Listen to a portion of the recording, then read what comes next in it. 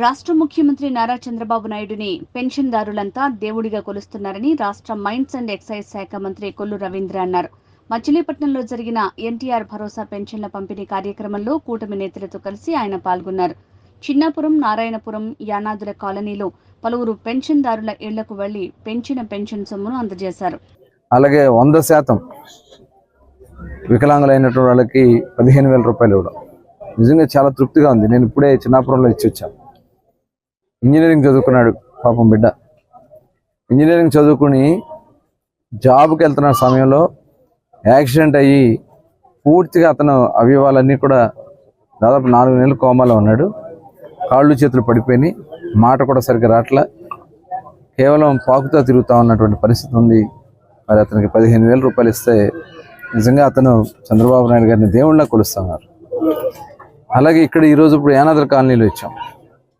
ఇక్కడ పూర్తిగా యానాదులు నిరక్షరాస్యులు, ఏమీ తెలియదు వాళ్ళకి ఇవాళ చాలా ఆనందంగా వాళ్ళందరూ కూడా 4,000 రూపాయలు చొప్పున ఇవ్వడం. అలాగే చేనేత కార్మికుడు కూడా ఇవాళ ఇచ్చాం.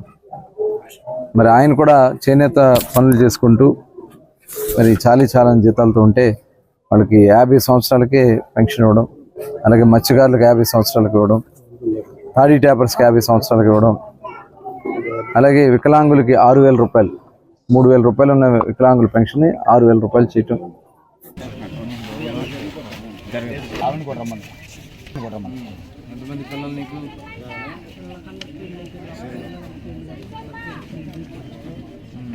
పెన్షన్ ఎంత వచ్చేది?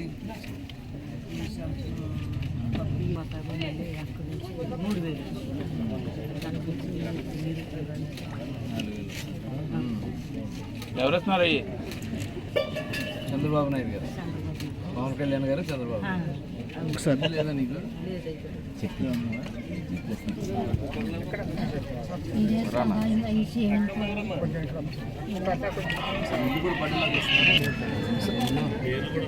సార్ ఒకసారి